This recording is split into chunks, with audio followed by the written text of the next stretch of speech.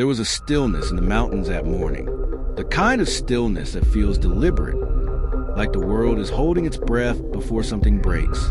Perched in the remote hills of Wise County, Virginia, Wallen's Ridge State Prison stood as a silent fortress, designed to contain society's most dangerous. Built for order, built for control. But on May 2nd, 2025, that control slipped away in a matter of seconds. Inside C Block, where some of the facility's most violent offenders were housed, the routine began like any other. Officers walked their rounds. Inmates prepared for the day. Nothing unusual, until without warning, everything changed.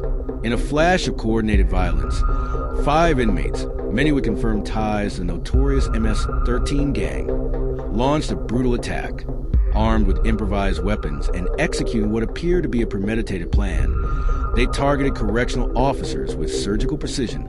Within moments, 5 officers were down, 3 were stabbed, 2 more injured, blood on the floors, panic in the air, and across the radio, only one word: Code Red. What followed would raise serious questions about security inside America's maximum security prisons. How did the gang coordinate this assault from inside one of the most fortified institutions in the state? Were there warning signs that went unnoticed or ignored? And perhaps most chilling of all, was this just the beginning? Today, we're not just recounting a prison stabbing. We're unraveling a case that exposes a deeper threat: organized gang power behind bars, a system stretched to its limits, and the very real danger faced by correctional officers every single day. If you're drawn to real-life criminal investigations, gang-related violence, and the hidden stories inside America's prison system, you're in the right place. Be sure to subscribe to this channel and turn on notifications, because what happened inside Wallen's Ridge wasn't random. It was calculated, it was coordinated, and it might not be the last time. The fog hadn't yet lifted from the Appalachian Mountains when Correctional Officer Davis unlocked the gates to C Block. It was May 2nd, 2025, a date now burned into the history of one of Virginia's most secure prisons. Wallen's Ridge State Prison, a towering, concrete fortress surrounded by steel and silence, had always maintained a reputation. Cold, isolated, dangerous. But even by its standards, no one saw this coming. Davis was 3 months into the job. He had seen shanks, heard screams echo down the cell halls, even witnessed a stabbing. But nothing compared to what would unfold that morning. Because that morning, Wallen's Ridge wasn't a prison. It was a war zone. Inside, deep in the heart of C Block, 5 inmates were waiting. Not just any inmates. These were MS-13 soldiers, foot soldiers in a criminal empire that didn't end at the prison walls. Word had been circulating for days that something was brewing. Guards whispered about it in the break room. Inmates went silent whenever officers passed. And in the tight-knit, deadly world of prison gangs, silence always meant one thing: something terrible was coming. Officer Davis had just stepped past cell 14 when he felt it. That gut-deep, primal instinct, something was off. The air was too still. The eyes that usually watched him were absent. The usual curses and taunts were nowhere, only silence. And then, a scream. It tore down the corridor, like a thunderclap. Then another. Then chaos. Out of nowhere, 5 inmates burst forward. Each held a homemade weapon, razor-sharp blades fashioned from toothbrushes, metal scraps, and pieces of plexiglass. Their target wasn't one another. It wasn't rival gangs. It was the staff. 5 officers were on duty that morning in C Block. Within seconds, all 5 were under attack. The stabbing was coordinated, brutal, precise. One officer was struck in the neck before he could draw his baton. Another was tackled to the ground, his keys and radio ripped away. Screams filled the halls. Sirens blared. Blood splattered the cold concrete. It was an ambush, a prison hit, and it had been planned for weeks. Wallen's Ridge wasn't new to violence. Built in 1999, the facility was designed to hold the state's most dangerous inmates. But MS-13 was different. The gang wasn't just violent. It was organized, ruthlessly so. Their reach extended from the streets of El Salvador to the prisons of the United States. And in Wallen's Ridge, they had been consolidating power.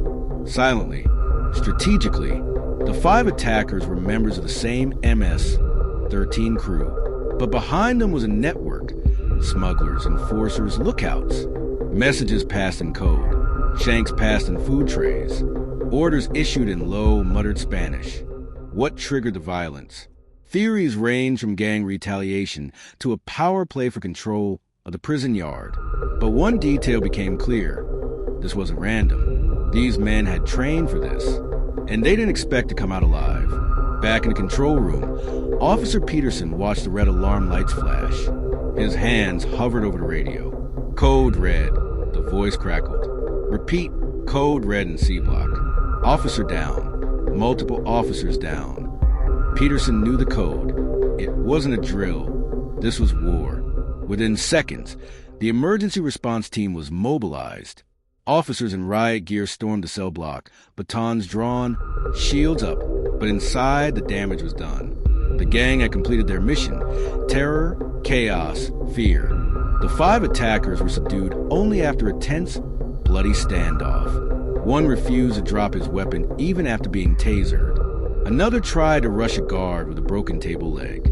They weren't trying to escape. They were trying to send a message. The officers, beaten, stabbed, bleeding, were airlifted to regional hospitals. Miraculously, all 5 survived, but the trauma would follow them. As with the question, how did this happen in a maximum security prison? Investigators moved in quickly. The prison was locked down. Cells were searched, inmates isolated, interrogated. What they found was chilling. Hand-drawn maps of the prison layout, notes detailing guard shift patterns, coded messages indicating who would strike where and when. The level of detail shocked even seasoned investigators. This wasn't an outburst. This was a domestic terror cell operating behind bars. And it wasn't just a Virginia problem. It was national. FBI agents were called in. The Virginia Department of Corrections issued a full-scale review. Dozens of inmates were transferred to solitary. But even in lockdown, fear lingered in the air, because the bigger question remained: who gave the order? MS-13 doesn't operate with lone wolves. Orders come from higher up, the shot callers outside the prison, cartel affiliates, maybe even leadership overseas. But tracing that chain of command is like chasing shadows. Phone records were pulled, commissary purchases analyzed, even social media accounts were flagged. Investigators suspected burner phones had been smuggled in, possibly through corrupt staff, possibly through the very same food delivery vans that came in every week. One chilling discovery came from a phone hidden in a laundry cart.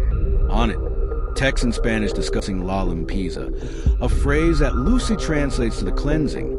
Some believe the May 2nd attack was part of broader gang war erupting across East Coast prisons.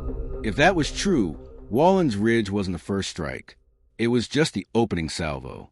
As the news broke, headlines lit up across the country. Mass stabbing at Wallens Ridge leaves 5 officers injured. Gang warfare reaches boiling point behind bars. Commentators debated prison policy. Politicians called for investigations.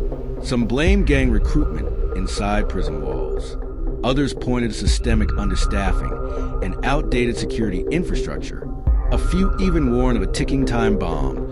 Thousands of violent, organized inmates housed in understaffed facilities with little oversight and even less hope of rehabilitation. The Virginia Correctional Officers Union issued a scathing statement. This wasn't a random act of violence. It was an organized, premeditated assault, and we've been warning about it for years. Families of the injured officers demanded answers. The governor promised swift reforms. But as the days passed and media moved on, the deeper danger remained. Because inside Wallens Ridge, there were still soldiers, still loyalties, still plans. Officer Davis never returned to duty. He suffered nerve damage in his left arm and trauma that left him unable to sleep. Every time I close my eyes, he later told investigators, I hear them coming again.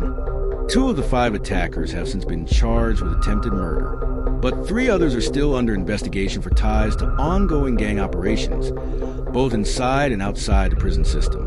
Wallens Ridge has added new metal detectors, scanning equipment, and AI-monitored cameras. But many guards say it's too little, too late.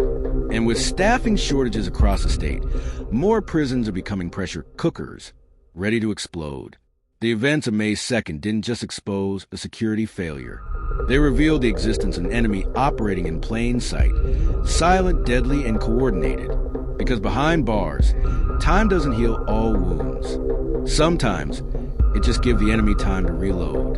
Wallens Ridge was supposed to be secure. The system was supposed to be ready. But what happened inside those walls changed everything. Was it just the beginning? Or is there another plan already in motion? We may never know until it's too late. The dust may have settled at Wallens Ridge, but the scars remain. 5 correctional officers left that prison bloodied, bruised, and forever changed. Behind the headlines and official reports are real people. Families shaken, lives altered. And yet, the most unsettling truth is this. The system that was built to contain violence may have, in some ways, enabled it. The inmates who launched this ambush weren't just acting out. They were executing orders. Quiet ones, passed through coded messages, smuggled phones, and a hierarchy that stretches far beyond prison walls. MS-13 didn't just breach security. They breached a belief that behind concrete and razor wire, chaos could be kept at bay. But now, we're left with more questions than answers. How many more prison yards are silent battlegrounds waiting to erupt? How many correctional officers walk the line each day, unaware that they might be next? And most of all, if a maximum security prison like Wallens Ridge could be compromised, what does that say about the rest of the system? This story isn't over, not by a long shot. So I want to hear from you. Do you think enough is being done to stop organized crime behind bars? Should correctional officers be better protected? Or is the threat too deeply rooted control? Drop your thoughts in the comments. Let's talk about it.